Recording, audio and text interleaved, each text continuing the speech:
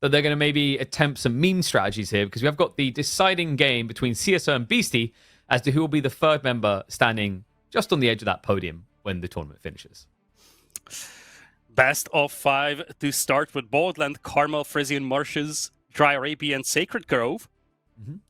I'm looking at the civs here, KP. As you said, third place matches are always a little weird because at the end of the day, it doesn't feel the same as still playing in the main bracket. There's something to fight for, which is nice, but you cannot get all the way to the end, and I think that kind of changes your attitude towards the set. Yeah, it's like it's a little bit more money, but the reality is, oh wow, you finished fourth or third. Who cares? You're still X place loser, right? Like for these guys, they're trying to be the best they can. I guess for like CsO, it is a nice accolade because it would be a new highest rank for him in S tier. I think that's been the ongoing story of these playoffs, is each and every time he takes someone out, you're like, oh my god, it's a new best performance, similar to what we saw for Anatand in the first EGC event of the year.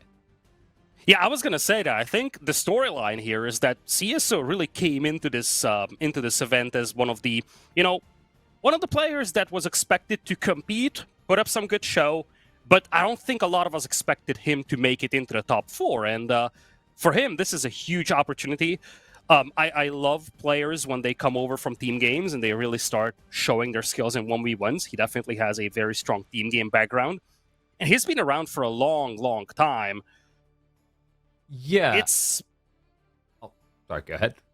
Yeah, I was just going to say, he was around for a long time, and he's always been competing, but he never really managed to crack that top 8, top 4.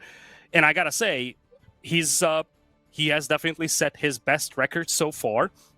I'm just looking at his logs from the past. Really, it's hard to even find a top 8, let alone a top 4. No, and CsO's maybe had that issue of like consistency with time commitment, compared to people like Louis MT that I think start that full-time grind. I think CsO is maybe more on the fence for a little bit with other things distracting him, but he really has doubled down in the last few months, and it's paid dividends, man. Even though it's not going to be him thrusting his first trophy, I think he definitely left an imprint on people's minds. That series against B was absolutely wild. The way that he managed to dismantle Anatand 4-2 as well. But then even when you look at the end of his group stage, where everything was still to play for, we have to remember that when you look at groups, it came down to what felt like it was going to be him or Wham, right? Lucifron was slightly in the running, but he needed to annihilate him. And then if you remember, there was that series, we got to, I believe it was the deciding game on Dry Arabia, where everything looked like it was going the way of Lucifron, and then CsO, by some miracle, pulls that Iabid out of the bag in the late game, and that pretty much consolidates him, guarantees he can get through, demoralizes anyone else's hopes, and all of a sudden, all we can talk about, what's on the edge of our lips, time and time again, week and week again, is CsO. So, big props to him, and I'm always a fan of this. I hate European domination because I feel like, being a European, I think even though Brexit happened, we're still European. It's like... That's your opinion. I mean, we haven't like drifted off into the Atlantic yet. We technically still are in that continent. But the thing is, it's cool at first when your region's like big enough, like thump, yep. But it gets tedious. It gets repetitive. You want to see other people doing well. That's why it's been so refreshing to see Popcorn and Wham rising up, especially towards the end of 2024. And now we get into early 2025, and already we're constantly talking about the Chinese kids, CsO and Louis.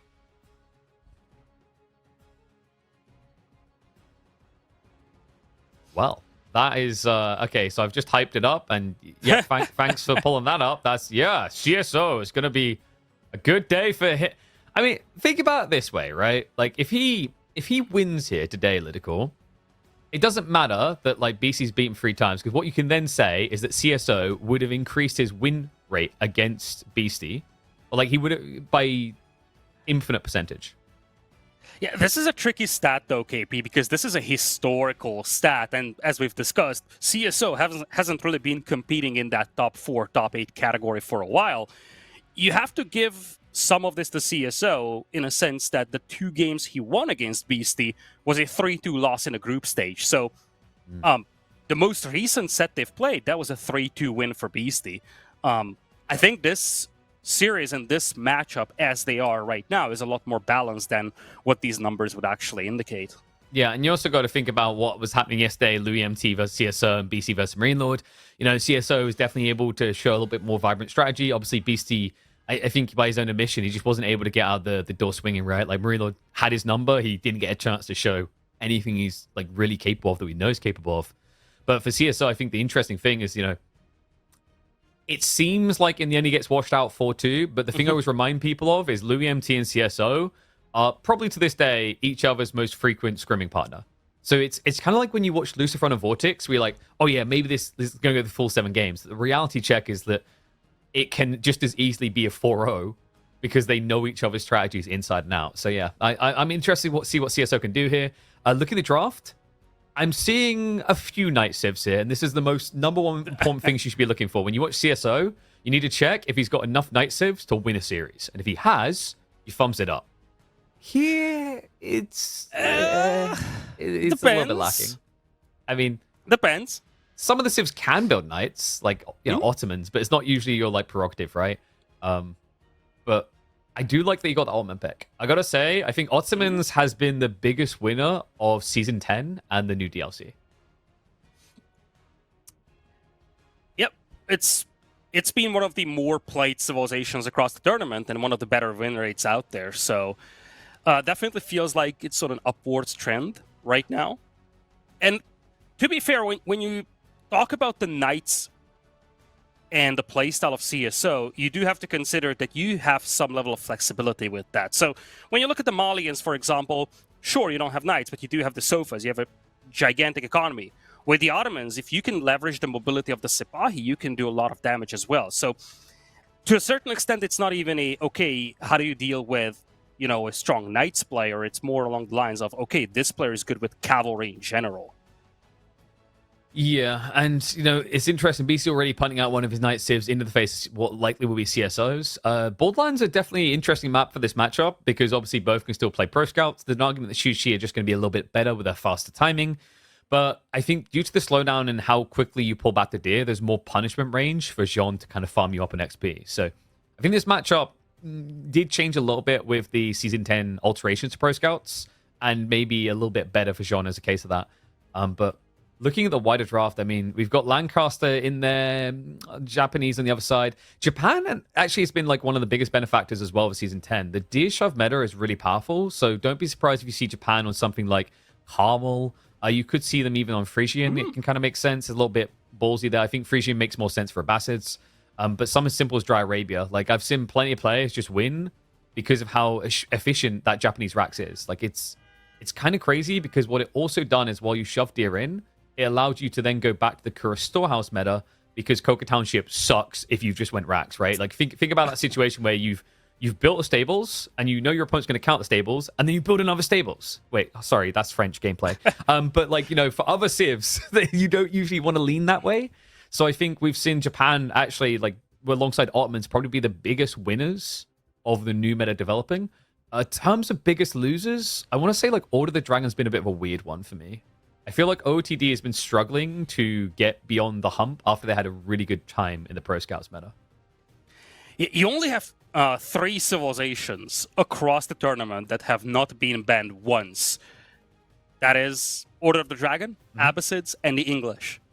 And 2 of those civilizations belong to CSO here. So it's got 2 of those civilizations which, I mean, on the limited sample size that they've been played, they've been kind of underwhelming. But I think it speaks volumes that you have 0 bans for all of these.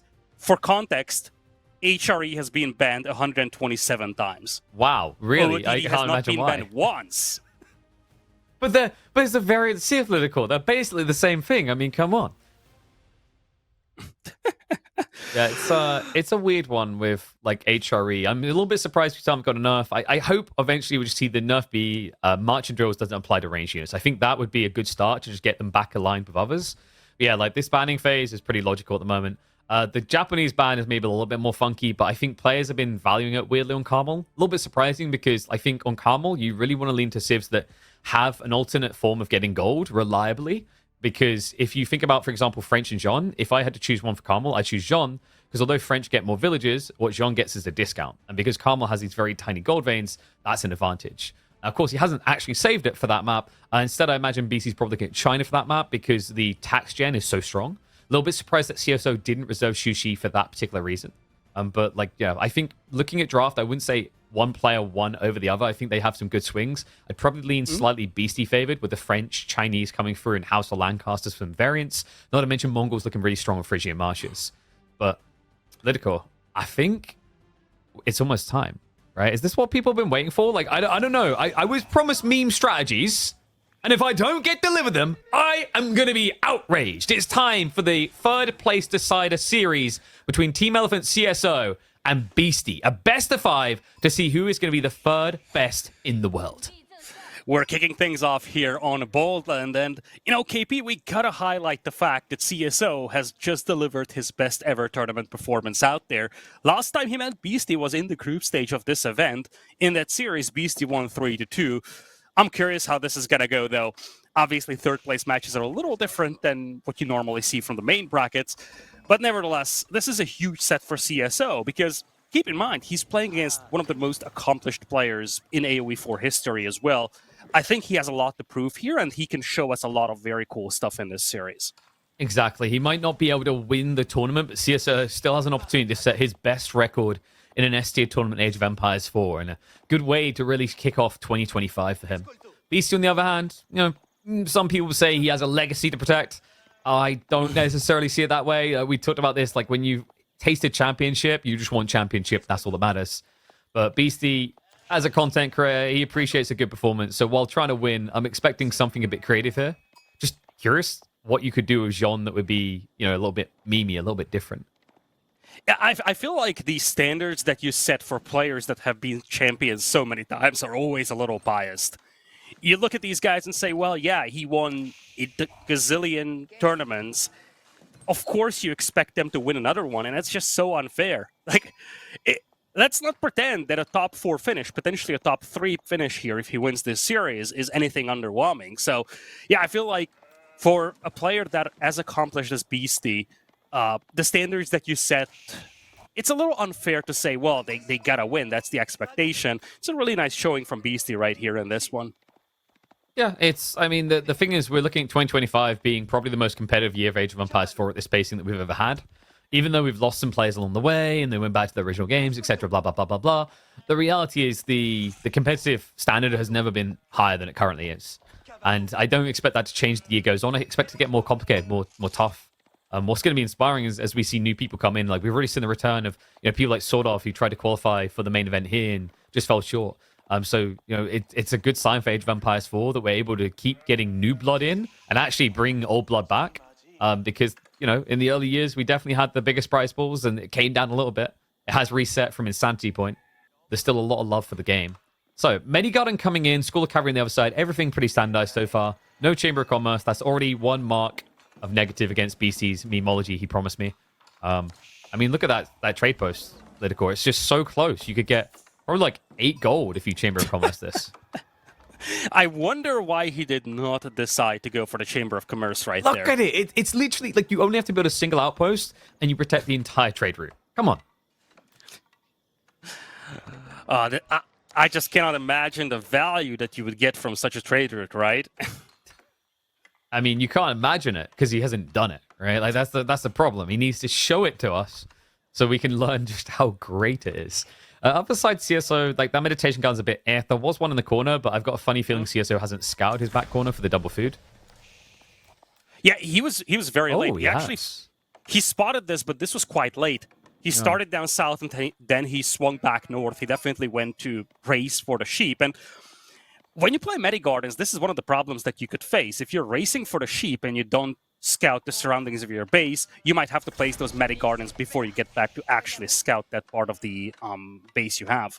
And in fairness, there is another element to this, is like, if he's planning pro scouts, then you don't actually care about the double berries much. It kind of relegates the value of the food because you have so much to work with.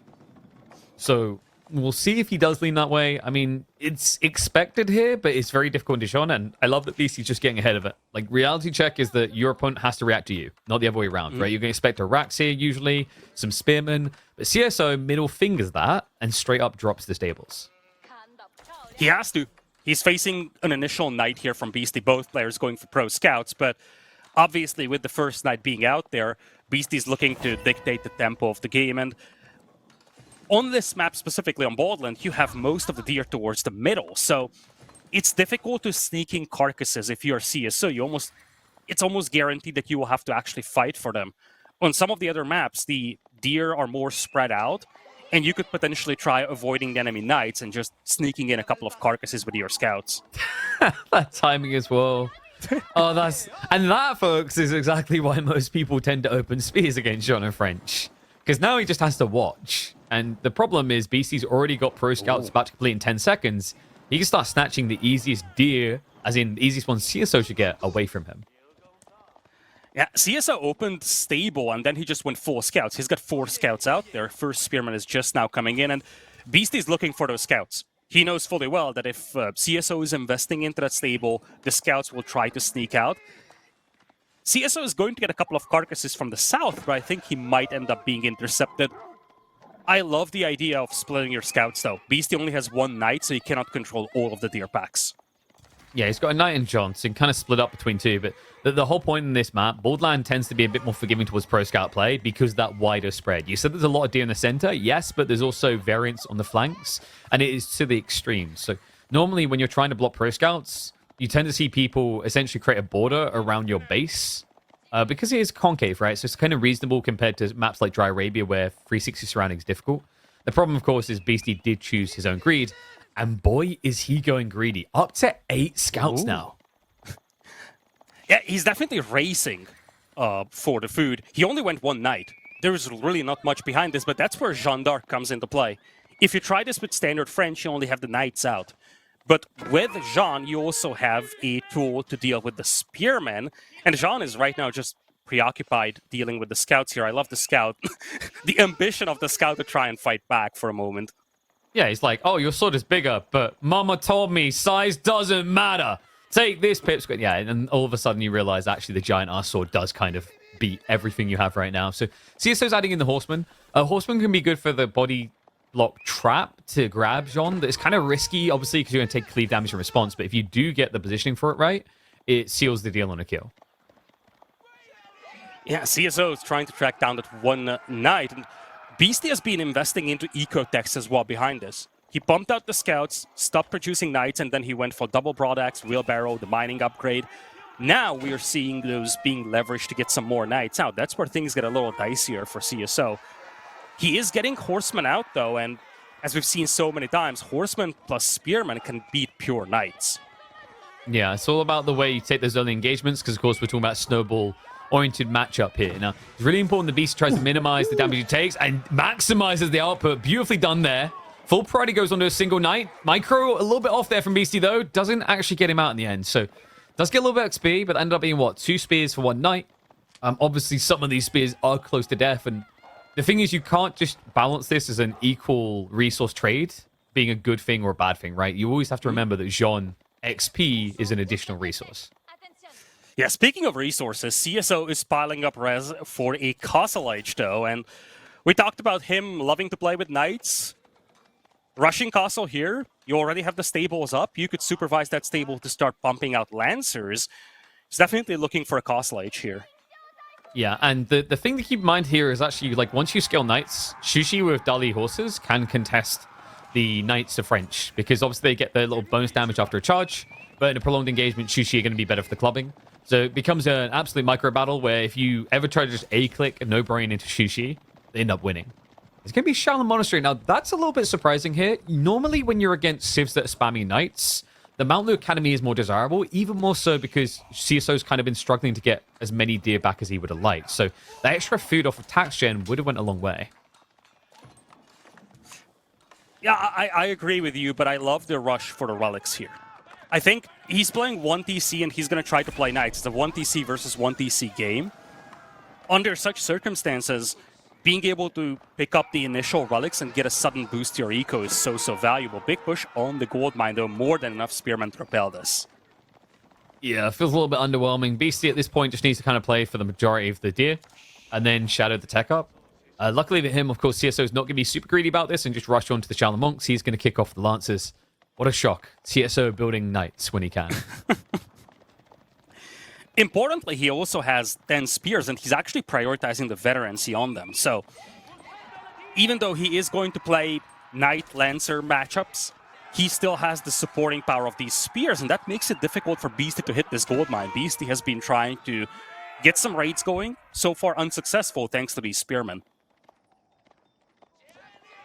I wonder if Beasty... Whoa. Okay.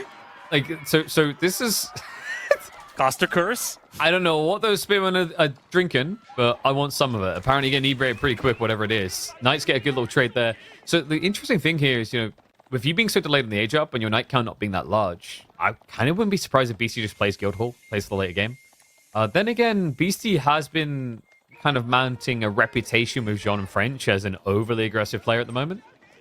Royal Institute would be kind of nuts here. It would maybe fit that I'm going to be slightly memey today thing that he promised. I wouldn't hate a Royal Institute here. He's slowly scaling the knights. Royal Institute does not sound terrible here. He is super heavy on this gold mine, though. And if you're CSO, you're looking at that gold mine and thinking, oh, it would be so good if I could push this. But he only has 5 Lancers right now as opposed to Beasty's 8 knights. He's starting to look for targets, though. This is the first time that CSO is really looking to try and push Beasty's base. Well, I'm glad that Age of Empires 4 can answer these deep questions in life we have, like, who would win? An old man with a stick or a gang of people heavily armored on horseback?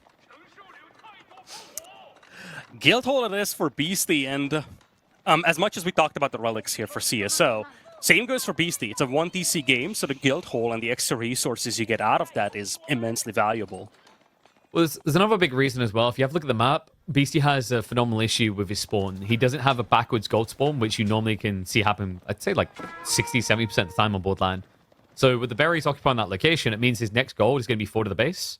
So this diversifies the risk down the line. Like, he's not going to have that backup to fall upon at like 20 minutes in when things get tough. So instead, I think for Beasty, the idea of spamming knights with that risky gold position just doesn't make sense.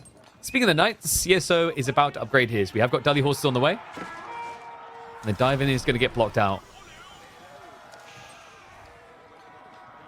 He's up to 9 knights. Now he's on par with Beasty's, and the scaling of the military was a lot more rapid here on CSO's side. Beasty's still looking for targets, and the spearmen for the time being will be more than enough to hold this off. Now CSO is looking for targets for his own Lancers.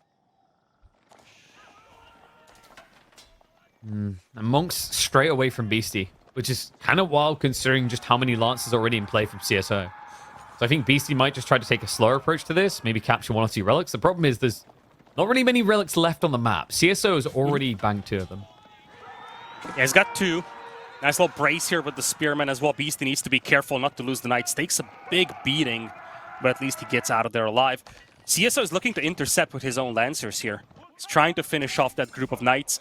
Beasty now has depleted this gold mine. I wonder if CSO sees that. I think he's waiting for this. Best value you get out of the horseman right now, for sure. Men at arms coming from Beasty. Wait, what? Wow. What?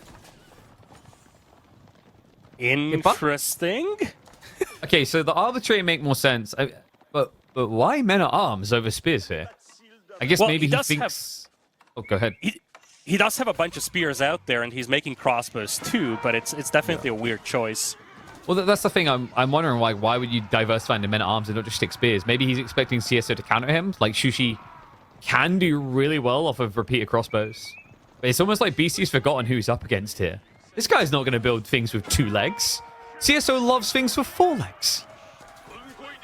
But the guy sitting on the horse has 2 legs, KP, so that argument does not hold up. No, it's 4 legs plus, right? So, you can either be on horseback, or you can crawl around the map, or I guess you can have some weird mutant disconfiguration. Those are your options, really. That's Age of Mythology, KP. Oh, I know what CSO is going to build if he plays that. I'm telling you, it's going to be Hydras all day. CSO is looking for the gold mine, and he's spotted that it's depleted. This would be the time to swing south and hit the other gold mine. He still has this group of horsemen just chilling back there. And he has a scout accompanying them, so he has vision on that gold mine. Yeah, it's interesting the way he's kind of camping off towards the food as well, because it doesn't really make sense. Beasty won the Pro Scouts game. He definitely got more the deer off the map, so there shouldn't be a priority to shift to berries as quickly. Other side of the map, we have got Beasty at least trying to aggro, which is good. I don't think you can just play full defender here. You're just losing the Night War. And the whole idea with this is like Beasty's buying time for the Arbitrary Master build. So that we'll have enough to actually win the real fight. Yeah, that's the thing for CSO. He's been playing Knights, Knights, Knights. And now you're looking at a setup where Beasty has a decent amount of Spearmen with veterancy. He's got crossbows out there as well. And he also has his own Knights. Finally, the Horsemen do swing in. You really wish there was like 1 or 2 Knights here if you're CSO. He is not going to get more than 1 kill here. Maybe not even 1. And he snatches 1 life. Gets away with all the ponies so far, but the spears are now chasing. There's a counteroffensive coming in. A small stealth forest here means a lack of vision. CSO has got troops nearby, but needs to react fast. Ends up getting pinned. 2 go down, make it 3. And still no reaction. No, CSO, he seeked shelter. He pulled the villagers away, but failed to start moving the army across. Yeah, he's microing on the far right side. Yeah, and this is kind of crazy. I mean, there's no way these horsemen are higher value than the losses on this side. So nice little strike in there for BC, a crucial one as well, considering the state of the relic game seems to be a 4-to-1 split. That's a really nice split for CSO. And keep in mind, he's got 30 Knights. That is no joke. If he finds a way to outmaneuver Beasty, he can do a lot of eco damage. At the same time, in a straight-up battle, there's no way you beat 20-plus spears and 16 crossbows. So CSO needs to look for opportunities to take over the dictating of the tempo of the game. He needs to find opportunities to hit Beasty's base, because he's not going to be able to take a straight-up fight. I mean, the thing is, if they fight in the middle of the map, you'd be surprised what Dali horses can do. It's just, if it's a choke point fight, Beasty's like a lot more desirable. I think the big threat for CSO isn't, can I win this fight? It's, what's the aftermath? And the aftermath would be a lot of XP for Sean. So probably why he wants to skirt around it. I like that he went for the double sacred site. This is all about trying to force Beasty to come out of the base. And while he comes out of the base, that means a mass heavy cav comp has an opportunity to go in. CSO is just relentless with the Knights. It reminds me of a game I've seen, like, I think it was EGC Masters Winter, where we had just pure Knight spam. Oh, and for a 40-minute game, we've been sitting there like, there's no way that this should work. And, well, it did. Wait, you sure it did? Are you thinking of the Mia Micah game? Because that didn't work in the end. It worked for a long time until I think you went to something like 130 Knights. And then it turned out that Hill and Dale is not a very good map for mass Knights.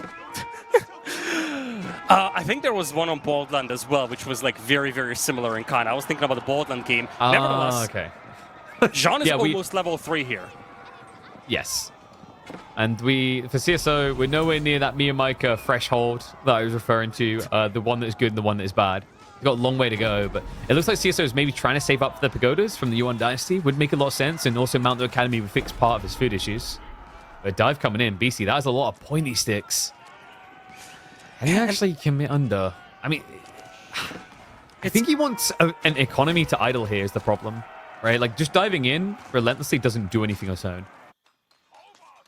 Yeah, I think if you're CSO, the annoying thing for you is that you have the ability to quickly shift unit types with the supervision ability for Jushi. Yet you are still just making Lancers. Now, speaking of Lancers, Beasty is not noticing this. Yeah, and this could be terrible. Oh my god, yeah, Spears and Arbitrary just watching is like, yeah, so anyway, I was going to take her out on a date. Oh god, we're being killed right now. So they finally realized, but it's now Beasty behind by 10. He needs to strike back. And he will be looking to hunt around that backside. CSO sees the threat on his borders. And you know what he thinks straight away, Lickle? I know the solution. More Knights. Now, keep in mind, Beasty doesn't have every single spearman and crossbow he has right here. So there is a world where CSO can build a critical mass and wipe this. Again, I just do not like the cost efficiency of this fight. Like, this is not going to be an optimal... It's not going to be an optimal fight for CSO. It's going to fight into spears and crossbows. Even if he cleans this, the price to pay is huge. And as it's being pointed out to us, he is housed right now. He cannot add more Knights because he's losing his houses. I mean, you can add more Knights. You just have to lose a few first. That would be the case. Honestly, this man, he loves his ponies way too much. He's going to spread for the engagement, and we'll click for the interaction. We have got the Dali horses, so remember these guys attack fast. A lot of XP to be had. If you just survive this fight, I think that's just curtain. CSO, his food income is abysmal at this stage. He can't go with anything less than a win. A big win at that. But this is going to turn into one. It's just he's not going to have much left over in terms of push power. He's going to lose over half the Knights he had scaled. This is what I was afraid of for CsO here. I feel like, yes, it was expected that he can clean this up, but at what cost? He lost so many of his knights, and as you said, his food income is abysmal, his gold income is terrible. He's not going to be able to rebuild everything that he lost, whereas Beasty, he's back to the crossbow and spearman numbers that he started with. Yeah, and good read by CsO. The scout revealed him, he immediately commits into a castle. So we did see a huge migration from CsO. That's why he had just like no food income. He's running literally the length of the map at that stage. But he was doing so for one berry patch, Lidiko. I think he's got the boar in there as well. So like, it ends up being, I mean, it's reasonable 3,500 food. But, you know, to put it in CsO macroeconomics, that ends up only being 35 knights. And CsO cannot even send his knights out to raid. A lot of them are just very heavily bloodied. He needs to wait until a couple of monks are made so he can heal these back up. And all of this buys a lot of time for Beasty. Beasty now has the sacred sites. And Beasty still has the guild hole. I don't think he pulled the resources just yet. No, and Lidiko, I just noticed something. There isn't a boar that he's killed already on the north side. I don't understand this. Like, the boar, for some reason, spawned in the center of the map. This... Wow. What? No. So he ran all the way up there to secure 1,500 food. All right, this is abysmal right now. And now CsO, I mean, he's stockpiling food. Is he finally going to do it? Not go Imperial Age, but build something other than Knights. Because without a boar, this is definitely not scalable. I don't think it will. How is the guild hall looking for Beast? I think that's the big question. Because at this point, we're getting to that critical timing. Oh boy. Beasty can buy Imperial. Yeah, and there's a perfect place to drop it on a boar in the center of the map. The Red Palace would just secure both sacred sites. At this point, CsO, I mean, I think he knows that he needs something like pagodas to kind of inflate him a little bit, but if you build Yuan here, you die. So, pretty much no good choices to be made here, if I'm being honest with you. Yeah, I gotta agree with you. He needs to scale his farm transition, and that's going to take time. He has 70 knights. He basically needs a Hail Mary where he wipes half of Beasty's eco. Beasty just pulled the food. He's going to click Imperial in a moment, and I see a lot of blue dots moving towards the middle. Yep, Red Palace. Interesting spot. He isn't dropping it between the sacred sites. He just wants to secure the large gold. Yeah, it's like it's a little bit too wide to secure both once. But, like, you know, in fairness to CsO, I'm kind of on the side on this one, right? Like, this was looking really good, interesting game when they were just all building melee. But CsO, like, he watched. Beasty went into Arbitrary, now goes into Red Palace. CsO's like, attacking someone from range is dishonorable, Lidiko, okay? If you cannot get their blood on you, if you cannot feel their breath as they heavily breathe as you clash, is it really an honorable duel? So oh wait, no, he's building range units. Okay, anyway... Everyone's a coward, and Palace is going to be going doesn't up. matter. Wins do, KP. I mean, it might have been a good idea to have found this lack of care for honor a little bit earlier in the game for CsO. Oy, oy, oy. Okay, here's an idea. If we just, like, build and cancel castles regularly enough, maybe we can crash Beasty's PC.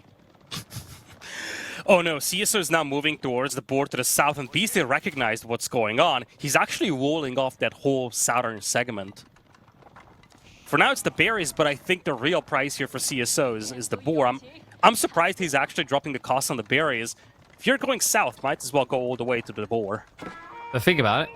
He can just cancel it a million times and crash Beasty's PC.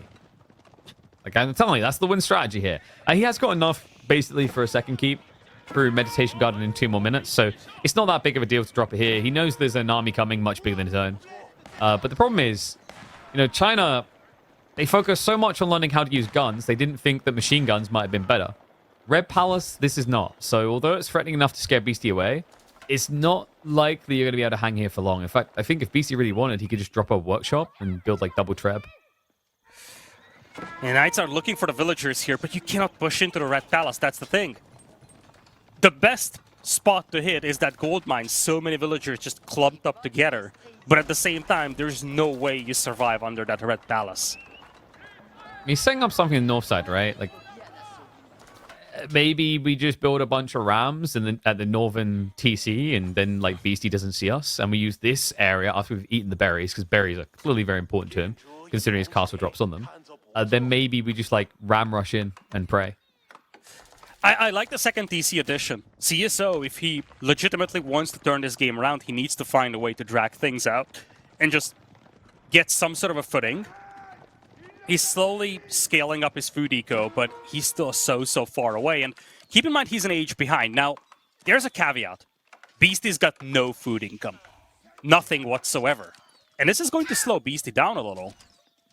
No, don't be silly. He's in age 4. You don't need food anymore, Lidicor. You can just build mech, okay? Wood and gold is good enough. Fair. Let the siege begin. I love this monk just inspiring the guy. Fire, my brave warrior. Yeah, let me rejuvenate your health bar. Like, you can't die that easy. Oh, wait, they actually have cavalry. So, yeah, that was a little bit annoying on the out of time, though. I mean, Beasty, it barely cost him anything to go up there. I think one of them was a free spawn Jones champion anyway. This timer is down to 5 minutes, which means we are exactly 5 minutes and 10 seconds. Wait, no. 5 minutes and 2 seconds away from a GG. Temple of the Sun on the way. CsO is not giving in. He's trying to get back up to Imperial. With the walls up, it's just impossible for him to hit Beasty's eco, and it's just so challenging for him to find ways back into this game. This hurts me every time I see it. Shishi's library is like tough to justify Ludicor. In fairness, CsO has got a lot of gold, but like the techs in there also cost food, and food is not looking good for him. The biggest problem with Shushi's library is by the time you're finished getting all your elite techs, i.e. you're in a position where you want to use the library, you usually can afford it again. I guess in this game, CsO probably will never be able to afford it again. Oh, no. And it has been discovered. Oh, God. There we go. Wow. Look at that. Even quicker than the 5 minutes prediction.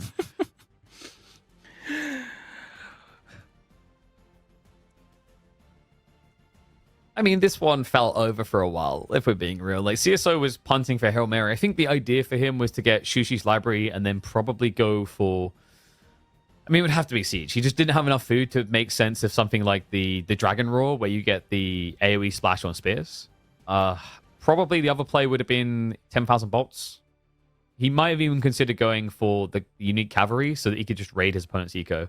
But yeah, it's a little bit of a tough one. I think CsO, he put himself initially in a good position to raid, but then obviously backed away from it and played a little bit more defensive.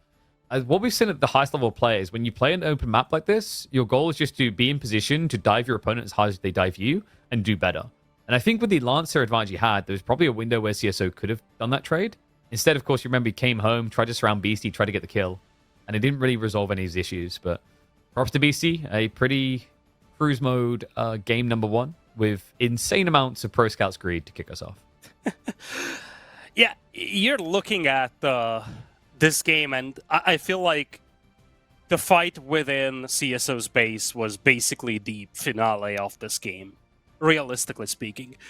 From there on out, there was just no means of recovery. You gotta give credit to Beasty for sectioning off the map very nicely, though. This is a difficult map to prevent cavalry raids on, and he has managed to minimize those raids very effectively. We have 2 minutes left to go until game number 2.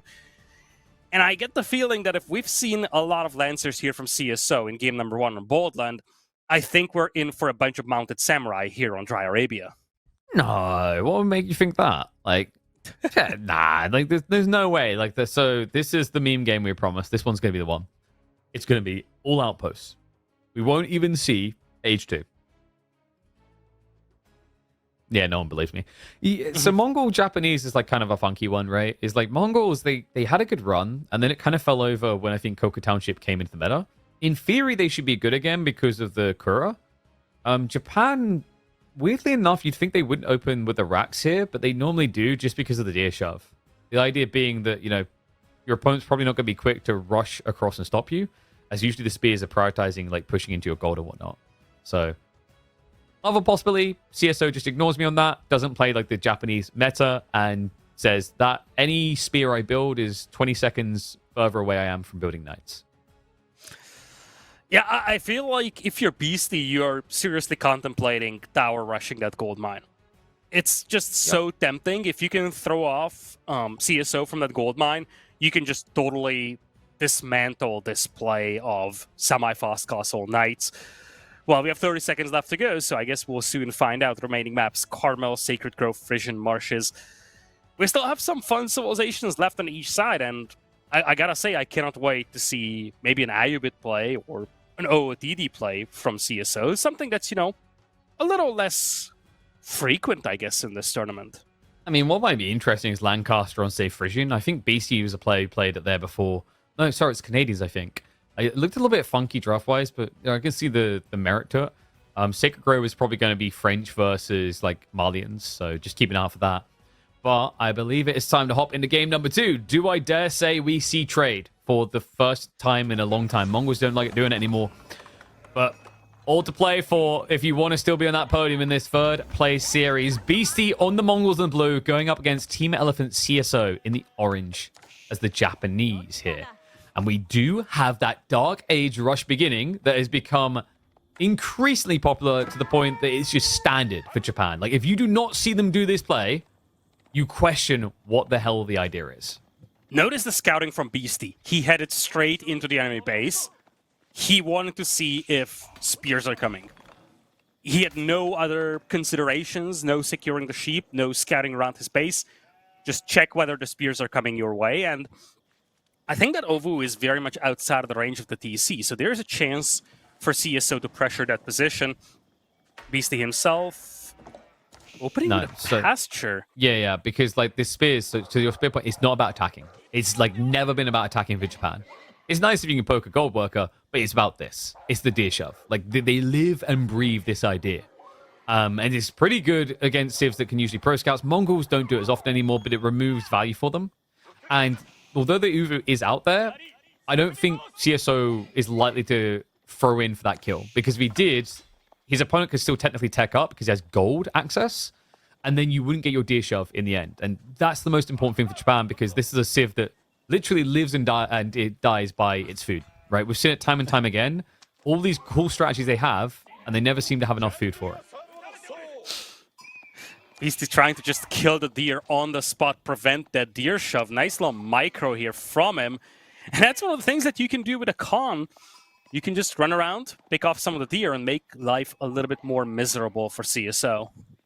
Yeah, I mean, you can do this with scouts as well, right? But the thought is with Mongols, you do have that maneuver speed arrow, so you can run away a bit quicker if things get a little bit sticky, which usually they do when your opponent goes free spears. Free spears is optimal for a few different reasons. If you are able to deer shove for free, it gives you a very easy funnel that you create because you make a concave to shove the deer in. But the other reason why you go free spears is sometimes the enemy scout does show up. And when it does, you can just peel one spear to keep chasing while the other two push in. So it overall just protects the investment. I mean, if you're going to go racks into double spear, you might as well add in one more rather than risk getting nothing at all. Yeah, it looks like Beasty has given up on this harassment thing out here, so he's just going to pick up most of the sheep that he can find. Because he was harassing for so long, he wasn't really successful at securing a lot of sheep. He does have that pasture back at home. He did have the Ovu kind of roll around and pick up at least a couple of sheep, so I guess that's something. But it looks like we're heading into Feudal Age on kind of equal-ish footing. I guess it's a win for CSO that he managed to push in quite a few deer now. True, but Beasty is stealing all the sheep. The Grand Gur plan is too strong. Like Lydica, at this point, I don't know why people don't just start the game building Gurs. They're so damn good. Able to deploy, pick up sheep, move on. I love it. It's like, it's so funky. It's an extra little mini game, right? Like I think you can do it with any building as well. So I'm trying to think. Like I don't think there's anything cheaper than a Gur, sadly. If only. God, if I had something that was 50 wood to build, I'd spam them, just spread out on the map, get all the sheep. You could just roll around with your TC and do that. You know that, right? That's true. And my TC, I know this from free for alls. It costs nothing. So, checkmate, suckers. Wait, he switched Silvertree. Huh. Oh, wow. Oh, yeah. Did he not scout? I think he just found out where the markets are. He's like, oh, hello. This is like a very interesting option as well, because you have long trade fairly safe, and then you have a shorter route, which is super far away from your opponent. Yeah, I was going to say that. This is a very nicely split set of markets here for Beasty. He's got one that's a little closer, but nice and safe, and then there is one that actually works a lot better, but it's kind of out in the open. But he's got options.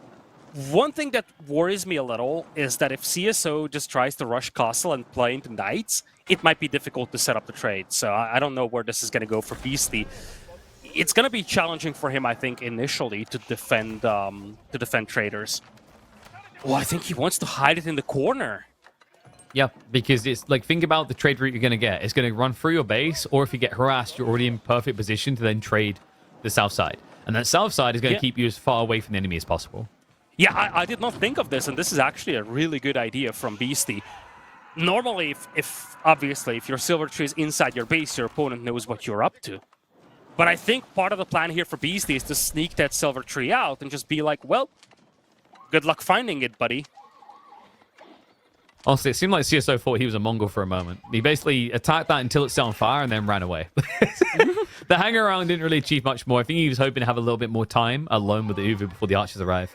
So, opening archer range, though, I don't know if BC wants to stick to it. Normally, when you go for Silver Tree, that opens the door to Magadai. Magadai is great for field control. One tricky part here is, like, there's nothing on the field to control. It is just a raw, fast castle build, and if you don't have any pressure, it means that CSO doesn't even have to waste resources on defenses. Yeah, CSO is just rushing Castle Age straight away here. There's nothing, not even the hardened upgrade for the Spearman. This is a straight rush towards a castle. Beasty is actually thinking about using the market that's further away. He's just running through the map. Obviously, it's going to pay better for him to do that, but at the same time, it leaves the traders a little bit more exposed. Right now, he does not need to worry about that, though. So, I guess he's just trying to maximize the efficiency here, and he's not concerned about actually hiding what he's doing. And this I like. I like the Magadai over, trying to go Keshiks here. Playing Keshiks into a fast castle samurai, you're going to lose that unless you have enough trade already online. The Magadai gives you a little bit of poke first, and then you can go back for your Keshik scaling. Like, the goal for Beasty will be to try and take fights where he clearly outnumbers, and then try to move up to castle, get the veterancy plus step lancers. Because with Silver Tree, like, I've seen this play out a few times, funnily enough, like, quite frequently with CSO's teammate playing as the Mongols. If you do get the trade count high enough with a few outposts going, you can just vomit out enough Keshiks to beat Mounted Samurai. Yeah, that's the thing. One thing that people forget about the Keshiks is that they heal as they fight. So as long as you micro your units appropriately and you get the weak ones away from the fight, you can slowly wear down the Mounted Samurai. And do keep in mind, when you rush castle like this, especially as long as you don't have a lot of relics as the Japanese, flooding Mounted Samurai is difficult. It's very taxing on your economy. You cannot really sustain massive casualties. The whole idea is that you get to Castle Age, you get the Mounted Samurai buff, and then that allows you to secure additional relics and just dictate the tempo of the game, hit the enemy eco. If you cannot do that, fighting straight into Keshiks is not necessarily sustainable. One thing that sucks about playing Japan against Mongols is how you just can't set up your houses to efficiently take the berries. Like, you saw it there with the Kura storehouse. It's a creative placement from CSO to essentially allow them to gather berries as well. But normally what Japanese players do is they just layer all the housing around the berries for efficient drop-off. But he knew that would lead to, like, burn down. So hasn't been able to be truly efficient with that. Obviously didn't care too much because he still does have the deer. And we are going to get the standard opening into stables. What a shocker. I never could have seen this coming from CSO. Classic floating gate, Mounted Samurai, business as usual for the Mongols. Beast is not too far away in terms of clicking up the Castle Age, though. He went out, he takes the deer. He's got traders getting back from the market with gold. I think he can reasonably click up in a moment. And at the same time, he's got some Magadai harassing all of these farmers. A lot of these farms are being shut down right now thanks to this one Khan and, of course, the two Magadai. Yeah, there are cons and can'ts in this. And right now, CSO can't seem to actually gather from the next resource he'd like to. So, opening Mountain Samurai is kind of okay here. There are already going to be Keshiks to kind of contest you in high numbers. The problem as well is also Magadai can strip you of that deflective armor that's very strong in the entrance. You know what's even more awkward is like when you want to produce Mounted Samurai and like your Shinto priest decides he got the day off because it's a national holiday. Is it a national holiday, though? Yeah, it is. Is a I'm not coming to work day. It's a very popular holiday throughout the world. Yeah, I've done that a few times. I wish there was a holiday that my employer accepts. I mean, you're lucky I turned up today. Really, considering the holiday is today, you are incredibly lucky that I turned up. You can still leave. Okay, bye. All right, fellas. Solo cast coming in. KP just deciding to take the day off. I mean, it is a Sunday, you know? Like, I gotta go to church and everything. Nah, that's a joke. I'd never attempt to enter a church. I'm still worried I'd spontaneously combust. So, looks like he's able to defend the gold. It is just going to be Mount Samurai still, but like the problem right now is CSO. He really screwed his timing there with the fail to drop Shinto for about like what, minute and a half. He could have been running out for relics already, which would have been a big deal considering like gold gen is critical to this build success. The thing that worries me for CSO is, in this setup, you have to be the one dictating the tempo of the game. Let's see where he's at. He's at 4 mounted samurai, 2 more coming in. He's pinned inside his base. At the same time, Beasty is now aging with a coral tie. Beasty's got 7 Keshik, a bunch of spears as well. You feel like once Beasty gets the castle age, he has a definitive advantage over CSO, and that's worrisome. If you cannot get that tempo advantage in early castle age with the Japanese, things do not look good for you for the remainder of castle. You know what doesn't look good? Trying to use a curl tie to fight in a mass cavalry battle. I've watched this. It's depressing. So we'll see how Beasty actually makes it work. Honestly, some players just give up and leave the curl tie at home. Like, yep, it can just heal people.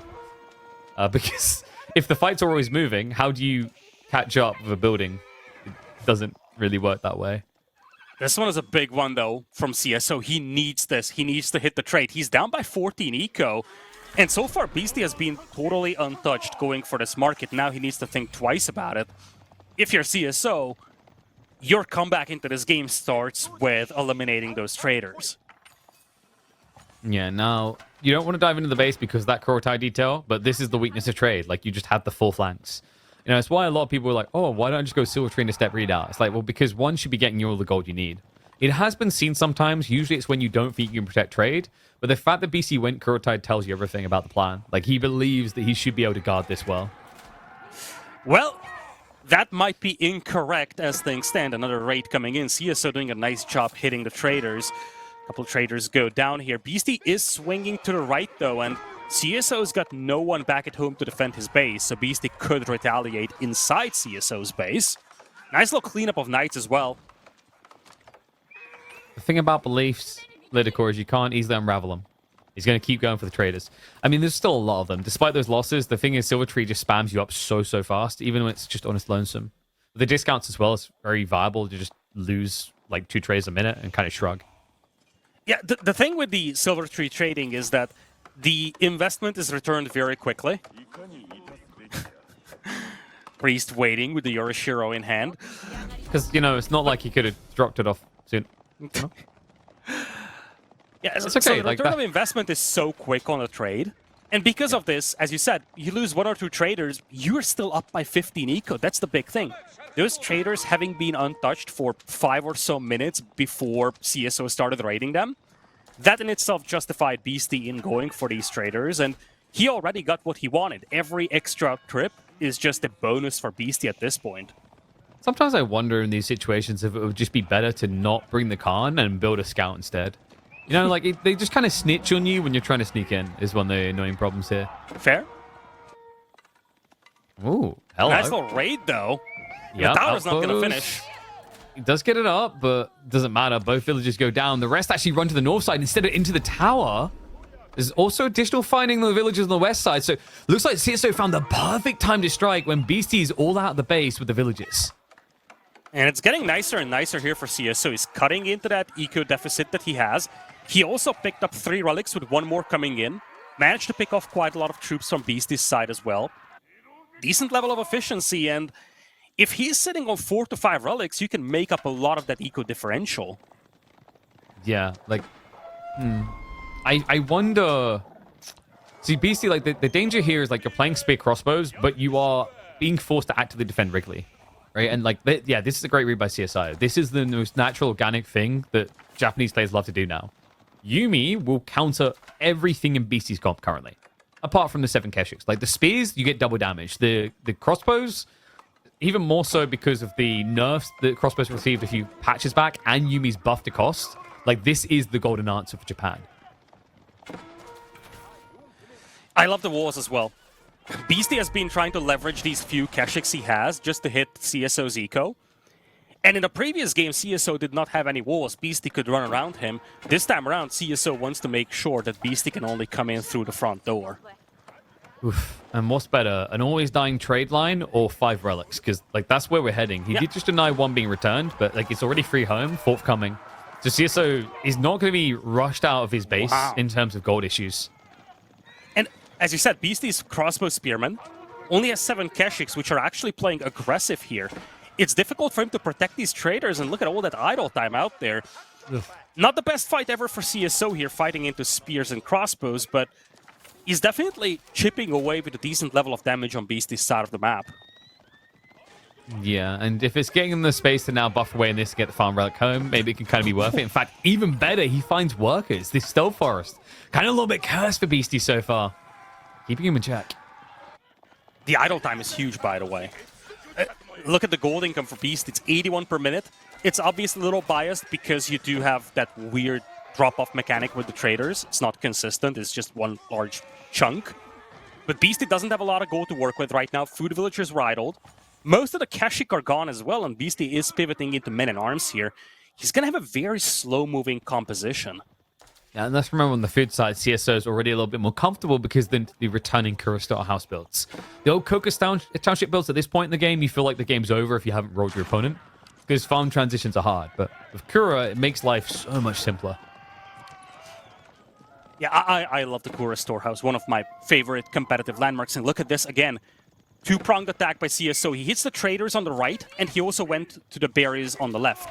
He did not find anybody on the berries, and now this is a problem for Beasty. The moment he moves out with his army, the raiders come in and they just wipe his trade. Well, this is the thing. He realizes what's happening. He's running out of time, so he's mobilizing towards the enemy base now.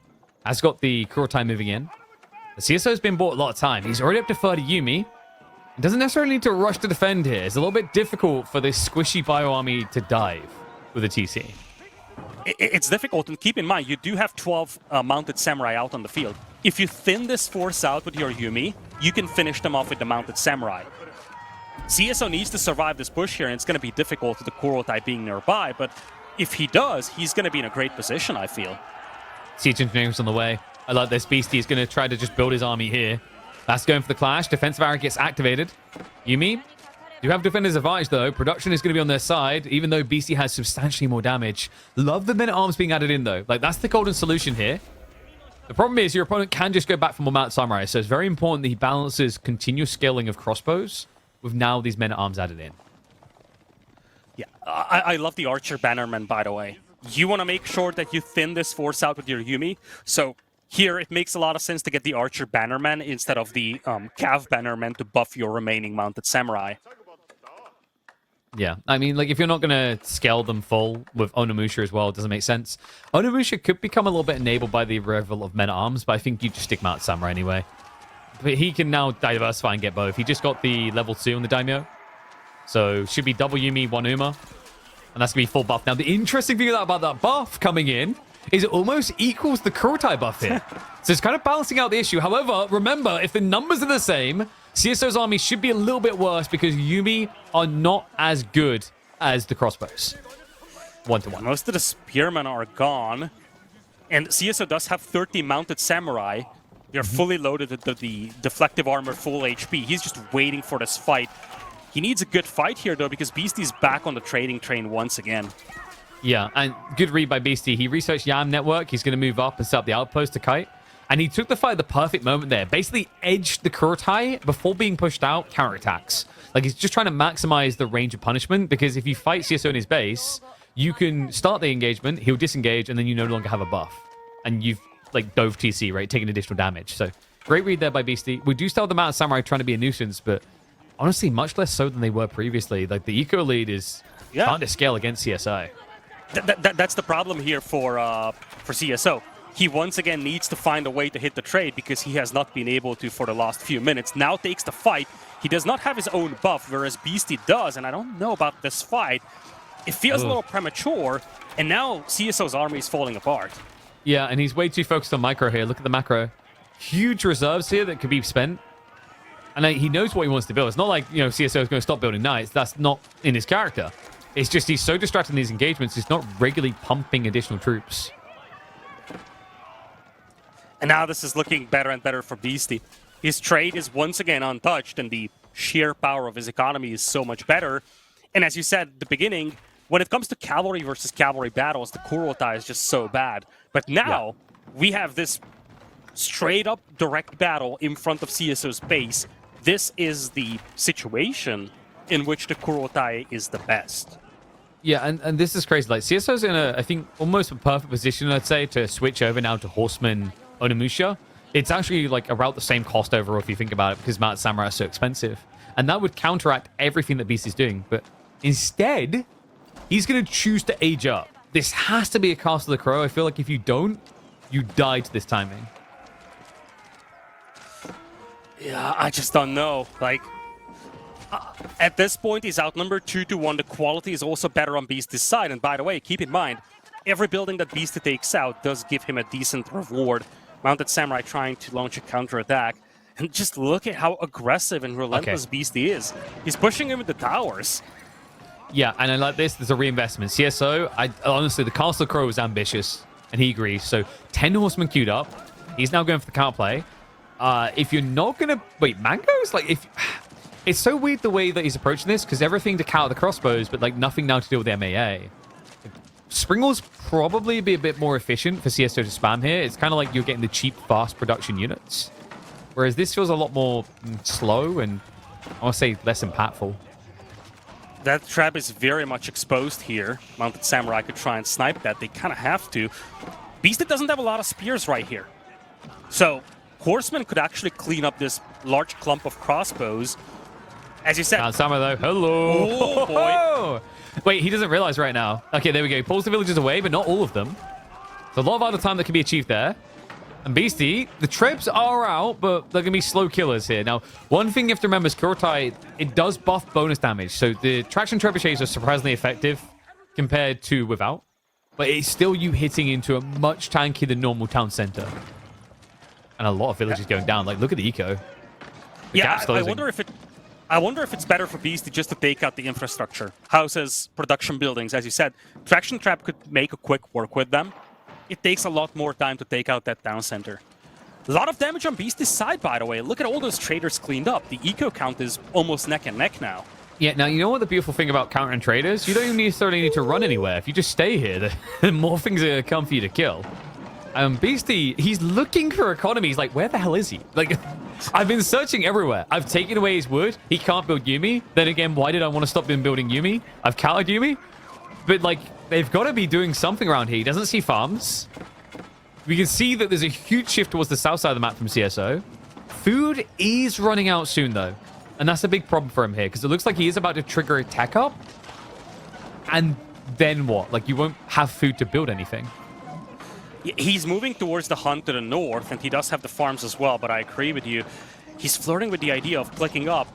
He needs to survive this push. If he does, his position is once again pretty good. The ecos are very much comparable at this point, do keep in mind. CSO has all those relics out there. Trip Mango could be a saving grace, but you need a TC to protect, and that is now gone. Able to blitz it down with the 5 traction trebuchets. A second TC now coming up from CSO, so I guess he's leaning on the Castle of the Crow to save him. Kurotai is down to half HP, so the Mango Seas plus the traction trebs. Yeah, he's bringing in a trap to take out the Kurotai and the towers. Yeah, so he wants the Yamura gone so that he doesn't just get dove easily. The Kurotai is going to either need repairing or removing soon. It's getting low. Oh, that's a beautiful mango This is a... Wait, no, CSO has to go. This is it. Because CSO, like, if he's going to build the Castle of the Crow, he needs to build it faster. That's 2 landmarks down. One more to go. And this is it. It's going to be a landmark victory. CSO has to pull the villages to try and keep it alive. But it's too little and too late. Oh, man. I think he recognized it too late. I was watching this and I did not realize just out of the sudden how close that landmark snipe is. Every single landmark was right next to one another, and the TC gone. You take out the Kura storehouse, and then wait a minute, the floating gate is right next to these. By the time CSO realized, it was just too late, and Beasty just straight up sniped the landmarks. Yeah, well, that's the thing. Once the TC is gone, like Beasty's thought process is like, okay, I think he might be teching, and we could see CsOH trying to edge towards it, just didn't have the food. But then Beasty's thought is simple. Okay, if he does tech, I've already taken out the TC. He's going to have to be able to cast the Crow, so there's no eco upside. He's just down. And I'm going to kill the other landmarks, the farms as well, so we have no food. You know, in worst case scenario, I just move a little bit deeper, and with the same trebuchets that delete the TC, delete the final landmark. So yeah, just a pretty clean, easy execution in the end. I mean, CsOH, it's unfortunate for him, man. I think he played the raids really well, but you can't fault Beasty. He just read the timing perfectly to send it down the center. Didn't dally around too much. You know, he got hit a few times where I think he realized with his crossbows and spears, like, what the hell am I doing? Like, I'm just chasing after him and never catching him. And once he realized that, he showed just how good Kurultai is for these all-in maneuvers.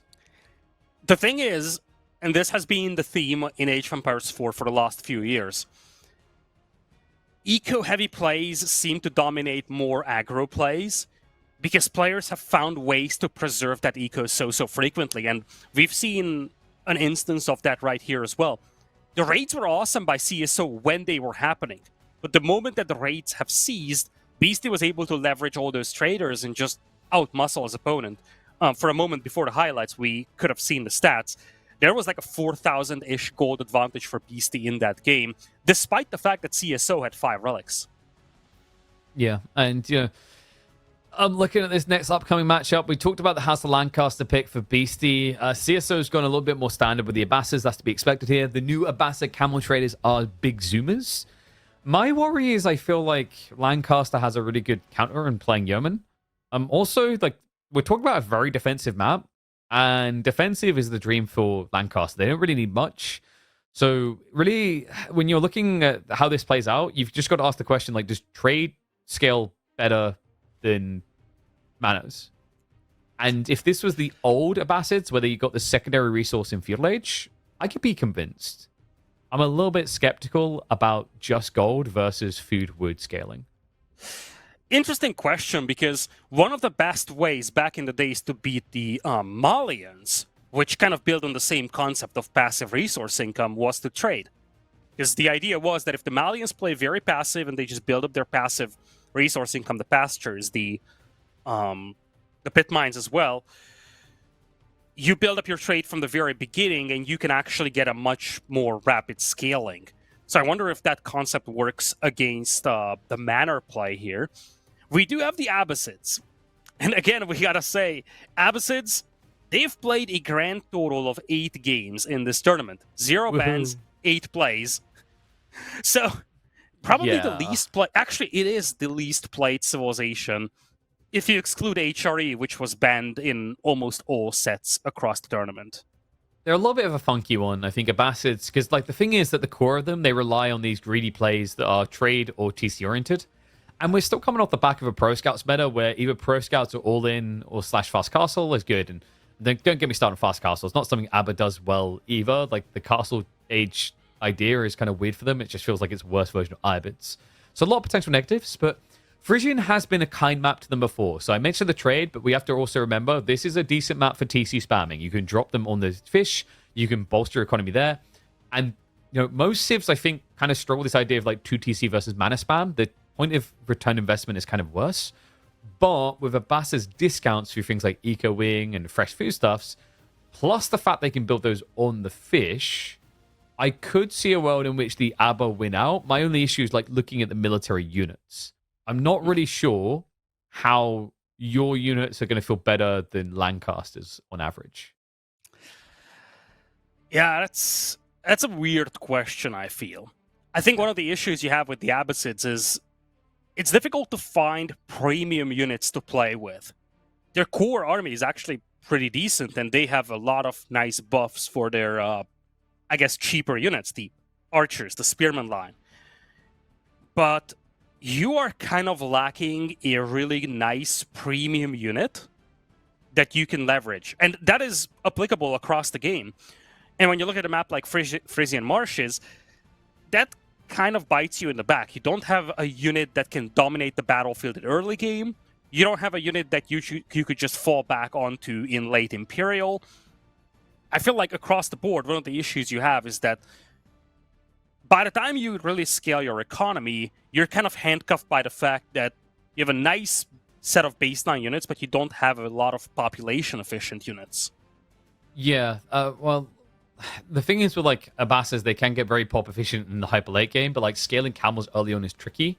I've seen some people make it work. There are certain formats. I think ones where you know your opponent's going cavalry, camel riders are actually underrated. But Lancaster, they just remain very pop efficient over the course of the game, right? As they build these manors, they need less villages overall. We've even heard the memes of like, wow, I can go down to like 60 villages and beat him. Crazy. And still never run out of resources. Then in terms of units, they have some good premium ones. Yeomen have been appropriately nerfed. I think they are a little bit underwhelming in feudal age for their costs, but they scale okay towards castle. And then you've got things like the Earlsguard. I think the Earlsguard are kind of the hidden kings for that civ because of the dagger throws plus the scaling damage. And then, of course, you have the unique techs in the King's College that enable certain other units that would otherwise be trash. Like, even when you think about the trash units like spears, Abbassids have more health, a little bit more range, but the spears of Lancaster enable the damage of other units. So it becomes less about, the efficiency of damage output of that unit and more about its support abilities. So I think, Lancaster, in my eyes, like have a decent amount of tools here that are useful.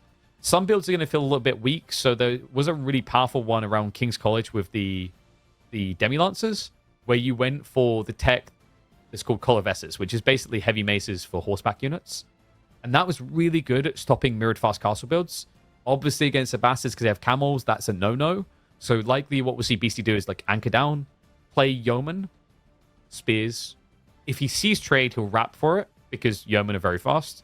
If not, he'll probably just chill, because Lancaster, and it makes me upset, Lytical, the optimal strategy for Lancaster is to sit there and hum tunes to yourself for the first 15 minutes. Hear me out. What if he rushes his opponent with the Lancaster Castle? They nerfed that. You can't build it in the enemy TC range anymore. I can't imagine why. One thing that could be interesting, though, like if you're genuinely concerned about the trade, you can shut it down with the Lancaster Castle. It would be a very funky way of playing this. And I don't think he's going to do it. But at the same time, it would be... You promised me meme strats. Yeah, but he hasn't memed yet, so I've given up on that. Yeah, he lied to us. This is lies. I mean, here's the thing. It would be the truest memeiest games, Lydia. This is why we need you queuing on the ladder, because I want you to do that to someone, so that finally, for the first time, this, like in the last year, I can see a game where Armored Caravans is really good. Well, just a minute left to go here. Beasty up 2-0. Last time these two have met, it was a 3-2 win for Beasty this time round. So far, it's been a lot smoother. But CsOH has been putting up some decent fights. And again, you got to look at this guy and say, wait a minute. Prior to this tournament, not a lot of people would have even expected him to make the playoffs, let alone the top 4. Yeah, I mean... It's a good result for CsOH. Like, I don't know if there's any deflation here. Like we said, there's only so much to play for here. I mean, it's more money, so that's always nice. But I think, let's have some fun, boys. Like, I'm trying to think what Lancaster could do that would be hilarious to watch. I want to see Abbey of Kings, Lords of Lancaster, Mass Hobbler, Feudal Age. Thank you. I think that's the most memey you can get. Like, I don't think there's actually more memey that Lancaster has. Unless... we pull 5 villages at the start of the game, and we Lancaster outpost rush with villages, the enemy goal. There we go. I've solved it. That's what we're getting, Lidder. If we don't get that, apparently you can blame Cascade because he told Beasty he had to play seriously. I'm just disgusted by that. Like, seriousness in our competitive S-tier tournaments. It's a 3rd place match, man. Let's see the memes. We're hopping into game number 3. Beasty has so far rolled over this 2-0. CsOH now has the more known pick, the Abbassids here on Frisian Marshes. The Beasties looking for that new groove. It's Lancaster time. I love it. I've always been a big fan of the shakeups that new civs bring, and I gotta say that for a variant civilization, the Lancaster feels very, very unique from the English. So, one of the cool things I love about this is you have a totally different way of playing the game, with the passive resource income from the manors, with the Lancaster Castle being a very nice defensive landmark. And when you look at a map like this, one of the issues that you always bump into is that your gold always spawns on the front. At the same time, shorefish far away from your TC, you can find a lot of valuable spots for that Lancaster castle and say, okay, I can at least secure this part of the map and I don't have to worry about it. That's one of the nice things I like about the Lancaster on a map like this. God, I hate this orientation. There's no particular reason. I'm just trying to think, like, of all the orientations you can get for Phrygian marshes, for some reason this one feels the least Phrygian to me. Because, yeah, like, thank you. There we go. We fixed it. That's much better. Thank you, Carl. Now I won't be able to recognize any of the buildings, KP. No. Just okay. So this is like high level strategy. If you want to be a master gamer, don't look at the screen. Look at the minimap. Okay. I learned this from an analyst in Dota 2 when his whole PC crashed, but the minimap was anything working. He cast the entire game from the minimap. It'll make you a better person. Maybe. Probably not. Okay. Can we play like for the sanity? Let's actually switch back. This is horrible. Like Honestly, I don't even know when they model the back of those buildings. A waste of time. But yeah, it's weird because Phrygian can spawn in any orientation, right? Like, you know, you can have north and west, you can have west and south, south and east.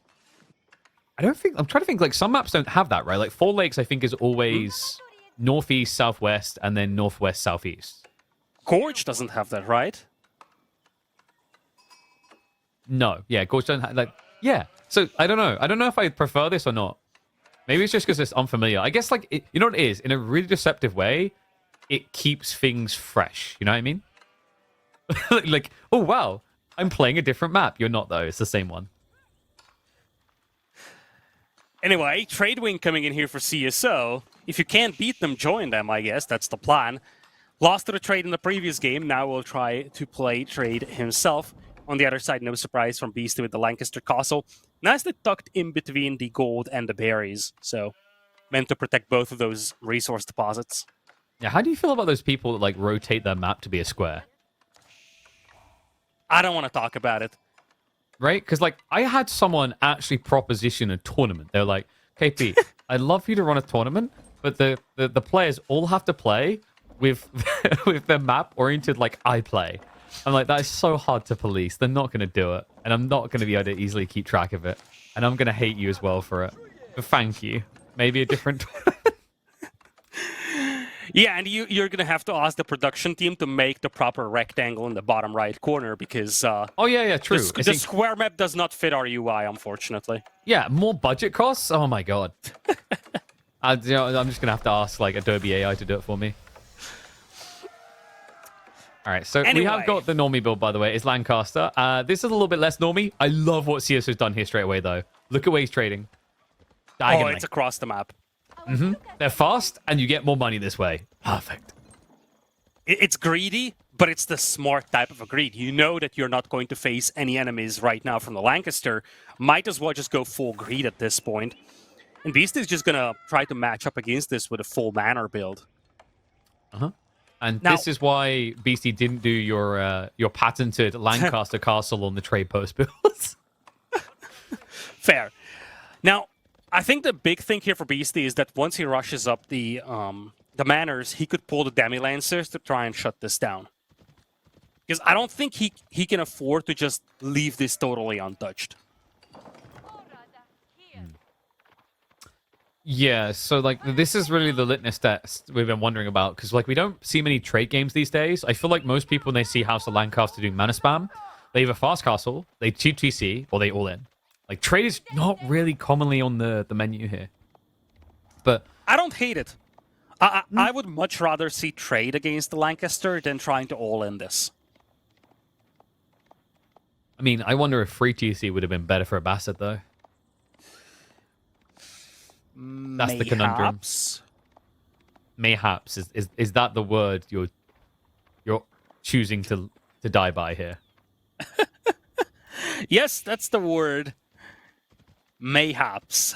Is that, like, I think it just makes me think of mishappenings. I don't know. I don't think you've actually created the word you think you have there. No, this is not mine, okay? I learned this from someone else.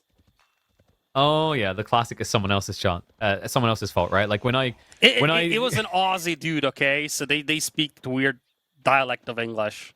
Oh yeah, don't try to learn that dialect. Like, you know, There's certain words that are actually endearing that you wouldn't think are endearing. You know, just lean with me. I'll teach you all the words, Lidicor. Like desperosity. It's a damn good word. Anyway, one thing that's a little worrisome for Beasty is that as much as his gold mine is protected, to build up this massive manors, he needs the stone, which right now gets contested by these horsemen. Needs to respond with a Rax. Wait, mayhaps is actually a real word. Is it? Why? What? Why? I mean, yeah, like, it's not the worst thing we've created, to be honest with you. Villagers fighting back against the horsemen here. Soon. CSO Soon, just brothers. CSO just staying put here. It's really just a game of timings right now. He's trying to shut down that stone mine for as long as possible. By the way, I was just thinking about this. We were talking about Hobblars and how this would be a terrible matchup earlier. I think I figured out the one matchup where Hobblars would be good. That is Lancaster Mirror.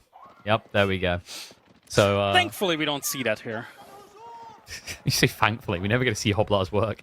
So interesting that you went for the camel. Like, the camel is usually done when you think your opponent is going to... Okay, there we go. Now, I was going to say, one camel is usually for, like, when you're worried about horsemen coming back at you. But this is going to be camel spam to beat Spearman. Because, like, this is the weird thing about Lancaster. Ever since they nerfed the yeoman, I mean, there's a few bronzers on Reddit that will still complain about their potency, but if you ask most high-level players, the feeling is like they're very hard to scale now. Like, in feudal anyway, it just feels like you never have the economy for it. Yeah, camels are very expensive for feudal standards. And the other thing that makes using camels in feudal challenging is that they take a long time to build. By the time you really get that first 2 camels out and you get across the map, your opponent is already an Imperial. But nevertheless, under such circumstances, this is such a good unit here. Allows you to pick off the Spearmen, and it allows you to harass the stone. My Beastie has to pull away the villagers. He just got the tech to get 3 more manors available, so he's up to a limit of 9. I think he squeezes in 2 more, but he's out of stone. Yeah, he's been pressed off at the time being. You could just look to summon some Demon Lancers here, but the problem is now with the camels, it's not going to hit very well. So He's going to maybe buy the just... stone, I think. Yeah, I think you just, like, you can buy stone and then maybe start switching archers. For CSO, it's going to be a rush towards the next stage. I think Knights could make a lot of sense here as the opening, just because even though your opponent has spears, with what you've shown him, he probably wants to move towards Yeoman. So I'm looking at the eco at the top of the screen, KP, and right now it's even-ish, and Beastie still has room for a couple more manors. Now, the good news for Beastie is that this eco is virtually unraidable. So if he can take over the tempo setting role in this game and start hitting the traders, he can slowly take over. But at the same time, he's going to be capped at 9 manors. And so far, CSO has been totally untouched, so he continues to scale those traders. Yeah, and like I think Beastie, I'm trying to think really if you ever actually want to muster the nobles here. Oh, there we go. You answered my question. He's going maximum. It's weird because they are not going to hit for much against these camels, but like technically with this many of them, you can pinch the camels and stab them down. Like that's the whole point. Is it's almost like you're doing a magic trick to distract. Like the reason you use these nobles is so your opponent stops looking at what really matters, which is going to be your base. It's going to be 14 Demi-Lancers out there, and Beast is clicking Castle. So it's nothing to shy away from. For a player that has invested 0 resources into military so far, getting a bunch of Demi-Lancers out there is more than valuable. Well, we'll see how he wants to open this up. So I've got King's Halls in the way. That does open the door for like some other potent plays down the line. Most notably like the hobbies, but which could be somewhat useful with the archers coming out. I think like most likely we're just seeing Yeoman because if your opponent scales mass archers, you'd think Abbasid archers win. The problem is they can never reach you. By the way, I loved what CSO is doing in the bottom left corner. He walled off the market, and you can actually see all those orange dots. The moment he sees the cavalry come in from the opposing player, he shifted back towards the safe market. So he was greedy as long as he could afford to be, but now he is shifting back towards the safer market. And Yeah, he's starting to section off the map, making it more difficult for Beasty to raid that trade. So I wonder how like this looks win condition wise in BC's mind. Like, is there a world in which he just tries to hunker down and even skip an extra age? I mean, this guy is sitting on half of what he'd need for Imperial Age, and he's only building into monasteries. I think so. Like, seriously. His opponent does not have an army that can push into his base. You could very seriously consider imping here. Of course, you could ask why, what for, but having a whole tech advantage over your opponent for quite some time is nothing to be ashamed of. And keep in mind, you do have a bunch of Demi-Lancers that you could upgrade nicely. Looks like we've got the walls coming out. CSO is going to look to insulate his trade. I think he knows this is going later in the game. He's even going for... Wait, is that Armored Caravan? I think he's gone Armored Caravan. Yeah, okay. I mean, the Demi-Lancers now will hit for almost 1 damage, it feels like. Because you're going to get the +3 armor, and then, of course, you have got the reduced damage from the unease as well. CSO fully walling himself off here. He's done a really good job preserving the trade so far, and Beasty is actually going Imperial here. It's not just memery.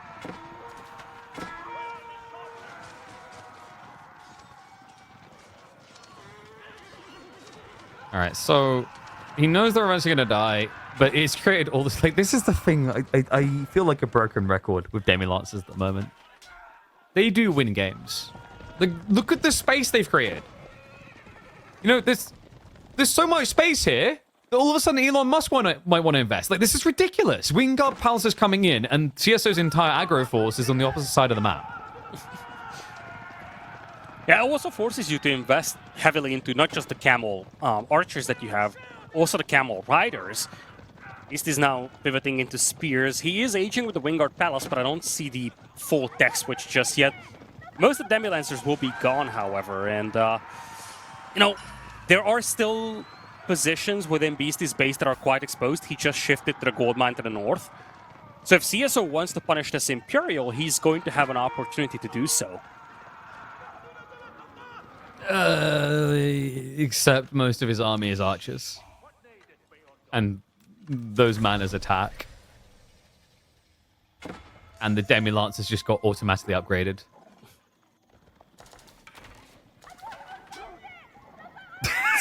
It's just like, it's so annoying.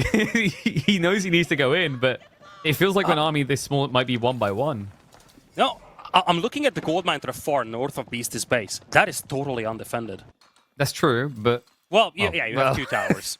But the problem here is, if he gets scuttage, he doesn't care, right? Like, he just needs enough to get veterancy, maybe elite, and then you camp. So, like, CSO, he's starting to stockpile some stone. I don't think there's a keep drop here that makes sense, but maybe just second TC, and then you just, like, use the time you've got to go more greedy. Yeah, I would do that. Maybe TC the Shorefish, that would make a lot of sense for him. Now, what's crazy about this is that Beasty is going to have 3 relics, despite the fact that both players had cavalry roaming the map. It wasn't supposed to be this easy for Beasty to just grab 3 relics. Yeah, I mean, the nice thing is Scottish now is going to give you 360 gold a minute, so, like, there's no panic on running out of gold as long as you stay on gold light comps, which is what he's doing with the Mass Speardom. Oh no, look at that. He almost injured the mana. Not going to say kill, that would be unreasonable. That's about as accurate as saying kill as when you have one of those TV shows where they keep resurrecting everyone every season. And that's the thing with the manners. Initially, they don't seem like they scale well, but once you get to 9 of them, once you actually have the ability to fire arrows, it acts very similar to what you get from the Malians, a passive resource income that is just extremely difficult to deny.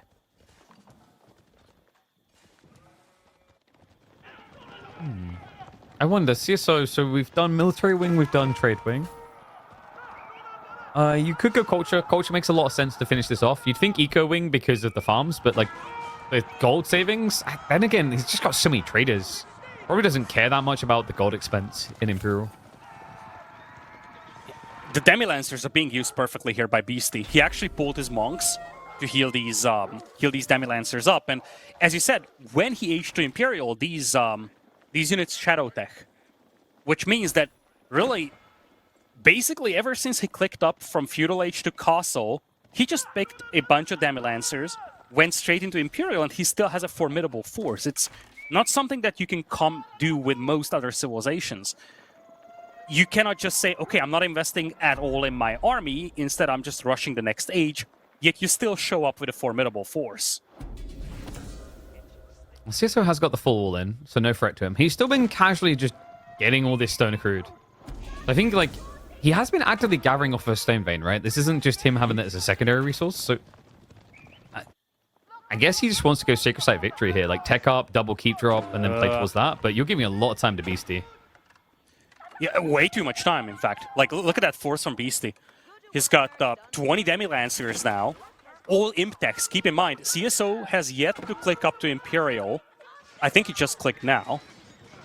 He doesn't have any of his Imperial techs in. So he has one tech of a disadvantage, and the numbers are also looking better for Beasty. And BC is slowly moving towards that comp you're worried about. The Yeoman Mass Spears, like, this is insanely strong. He also has Collar of Esses coming in.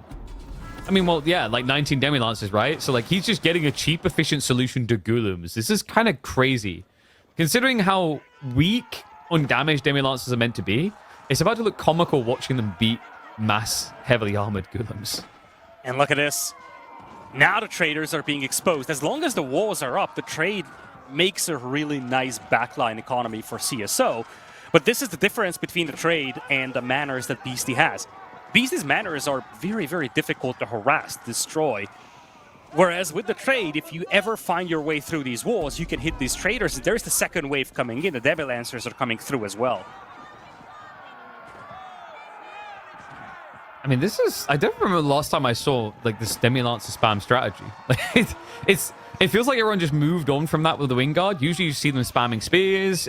Normally, the biggest one for a long time was the play into Robotiquins. And to do this against a Camel Civ is kind of wild. Well, speaking of camels, though, he does have 40 spearmen against them, so there's definitely more than enough to take those out.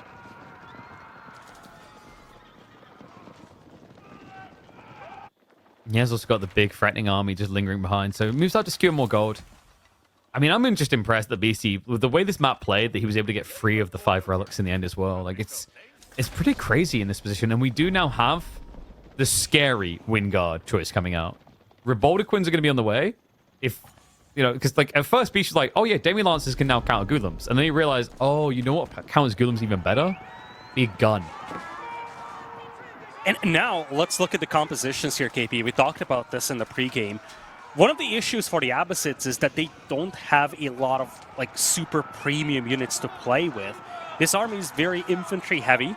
It's going to be difficult to deal with a massive spearman, Corvarin on the back line, Robotiquin on the back line as well.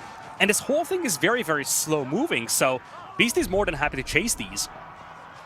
Yeah, this retreat is painful. Demi Lancers can even go for the body block on the Golem retreat if he wants to. Oh boy. I mean, it's just...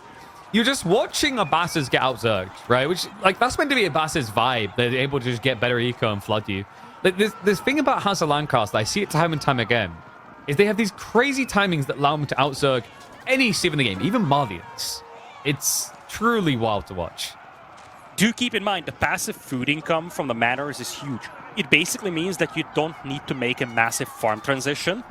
And we talk about this all the time. Farm transitions slow you down. If you can completely eliminate that, that is a massive win, and you save a lot of time compared to other civilizations. Ooh, volley shots coming in. Decent damage done there to the back line, but it was a little bit spread out to the camels. Demi Lancer count is still holding strong. These are just your absorbent tanks. And remember, this is now blocking the trade for CsOH. Then again, he has plenty of gold in reserve. Food is going to be the bigger problem here for a Remax. And he's going to need one with this type of clash coming through. Yeoman are just poking the front line, so not ideal here with the Golems littered in. Looks like Beasty will have to back away this time, but he's kind of achieved his objective, just stopping the economy. Yeah, he's massing in the middle. It's very clear that this was just a diversion by Beasty. He's actually pulling off all the cavalry. Nice and intact. And look at the middle of the map. He's got 30 or so yeomen. A couple of Hobilars being mixed in as well. Reboldequin are coming up as well. This is the main show right here. What you've seen in the trade line was really just a distraction. More Hobilars, come on. I mean, I'm looking at it. He's got 6 of them. They haven't been upgraded. It's an outrage. We actually have Earlsguard coming instead. If he just starts spamming castles, like Earlsguard will just destroy golems. It's actually kind of depressing to watch. Well, he's not going to spam castles with a stone in the bank. Hey, like, just get all the infinite gold and then just buy. Speaking of infinite gold, oh my god. CSO still has a respectable trade, and, you know, Abbasid trade with the trade wing should not be underestimated. Both players getting close to 200 population. But what's worrisome for CSO, I feel, is Manors, they're just going to get you an extra economy without having to invest population into the whole thing. Yeah, Manors maketh the manliest economy because you just end up with more room for additional men to be in the army. That's the whole point. I think that's like always been the controversial issue of Manors, is just their ability to leave you in a more population efficient state, which quite often can dictate games of Age of Empires 4. And you know, the thing is, like, with the way they trade out, like, yeomen are your premium, not too expensive by other premium standards, but decent expensive, but usually the last thing to die. So then you're just worrying about things like Spears, Earlsguard that are affordable, that you can keep throwing in. This is not affordable for CSO, by the way. Like, that is painful to watch. That's a lot of villages repairing, and he's burning through stone fast. Ooh. Okay, this is good. We're getting another unique tech from the King's College. Now, this tech is very rarely desirable. You have to be in the late game. Military tactics training sounds really good. 20% damage bonus to bonus damage. But because it's only bonus damage, it's so expensive for castle, it never makes sense in that age. But once you get to Imperial, it's almost just like an additional unitech that is applicable across the board for most units. I think what's worrisome for CSO right now is this is going to have to come down to a straight-up fight here in the middle of the map. He still needs to preserve that keep out there that's being shelled by that one Culverin. But if it's a straight-up fight, looking at 35 archers, 33 Gulam, those Reboldequin will just absolutely butcher them. He has got a lot of archers, but that makes you predictable. So, like, if you get seen diving in a rush, he can just synchronize shot you. Yeah, Beasty's trying to bait this army out. I think he left the Culverin alone intentionally, trying to make this army move out. Stone is running out, however. Kill that's him where with things get arrows. dicey. Have to remember, he's got Incendiary Arrows, so you can kind of siege into this. Also, padded jacks on the way, so everything about to get a lot more tanky. Look at this bait. Maybe a little overzealous. That Culverin is just totally undefended. Just shoot the ball. And then the ball will, like, if you shoot the ball, which I think the castle can reach, the Culverin is closer. Come on, no, yeah, there we go. It's walking in range. Okay, it's too late. It's gone. Man, yeomen are so OP. Did you see how they killed this castle? It was all them. What a unit. Hand cannoneers slowly trickling in. At least, yeah, you have 3 hand cannoneers here for CSO. Those will not last long against all these archers. And now you're looking at a setup where it's 200 population against 180. Yeah. CSO is actually down by 20, but it's crazier when you look at the army count. 30 or so differential in population. And the army value is so much bigger as well for Beasty. It's about to get a lot crazier as well, because the army tactics is on the way, so this bulky Earlsguard front line is going to last a lot longer. The trade just not really feeling as good as I think you'd like at this stage. You know, it's kind of weird. It feels like he should have been able to afford mass hand cannoneers. It doesn't seem to be the case. Reboldequin's now here means that the Golem count of 40 isn't really going to be that threatening. Guns are reloading. Ready to unload. There's going to be a backstab coming through. The Spearmen and the Earlsguard are going to meet that, though. So maybe an overextension here, because the archers are sniping out the Reboldequins. Second one going down. Sing shot. Underwhelming here. And Beasty needs to open the path back out. Meantime, it is going to be a dive into the back of the base of the mass Demi-Lancers, so it will start shutting down the economy and the traders. Meanwhile here, though, it is going to be a win for CSO. Able to push Beasty out. Barely any units left alive. I wonder if it would have been better for Beasty to keep the Demi-Lancers here. It's one thing that CsO managed to just have a pincer on him from two sides, but the Demi-Lancers having been detached just meant that he really did not have a strong front line to work with. Having said that, it's not like there's a lot of momentum behind this here for CsO. He's got a slow-moving army, has to walk across the map, new Reboldequins are on the way, and while all of this is happening, CsO's eco is absolutely being annihilated by these Demi-Lancers. Yeah, and remember, for CsO to get that good fight, we needed to turn it into a full Admiral Akbar moment. He had to full surround. But now we've got a situation where finally the traders are starting to get found a little.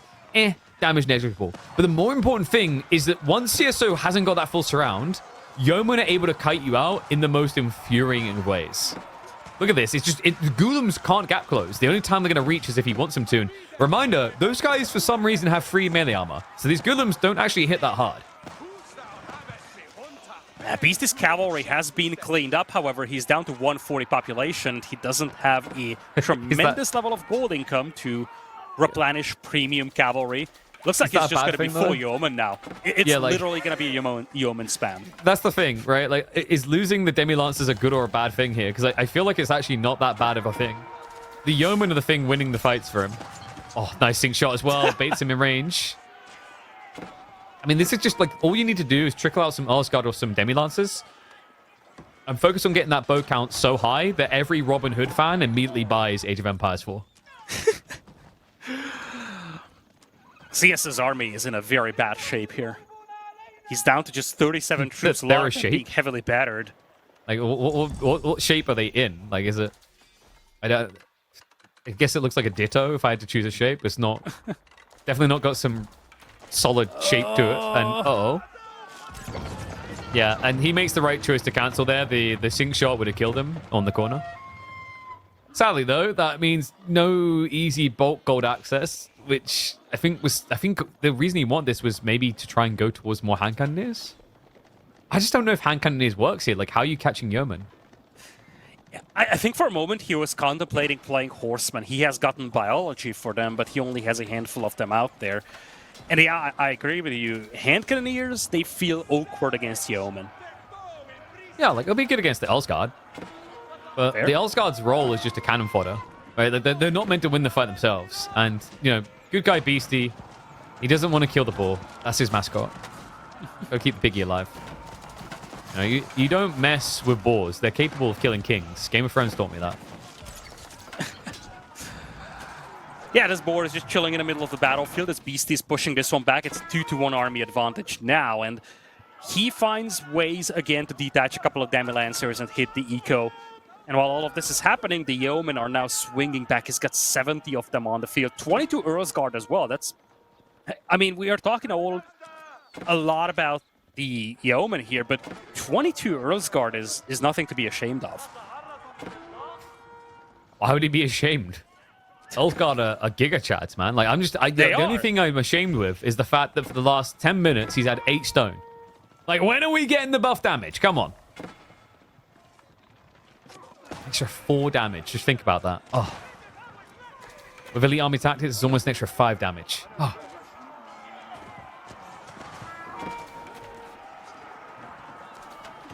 Okay, so CsO... Wait, he doesn't have many archers anymore. The Roboticons might be a significantly bigger problem. And yep, he just calls it. No coming away from this. We're done. It's going to be a 3-0 sweep for Beasty. Easy cruise mode. CsO finishing 4th. And Beasty just about making the podium this time around in an EGC tournament. Clean game. Really clean game. And I'm looking at the metrics here real quick, KP. We talked about whether the trade can match up against the manners. You look at the overall stats, it very much can. Net resource gained is neck and neck between the two. I think this game came down more to the fact that the Abbassids just did not have a composition that's capable of dealing with the House of Lancaster. The Lancaster army just scaled a lot better in Beasty's hands with the Yeoman, Earlsguard, and on the other side, there wasn't really anything that could break into that. The Ghulam, the Horsemen, none of these options felt intriguing for CsO. No. And to the point of, like, can trade beat manners? I don't think it's a case of can it beat manners. With, like, enough of it, it can. But manners on timings and also, like, manners from the perspective of population efficiency, like, that's where it wins out time and time again. I think that's been the biggest controversy with manners. It's just, like, the passive income element is just so damn high on this Civ.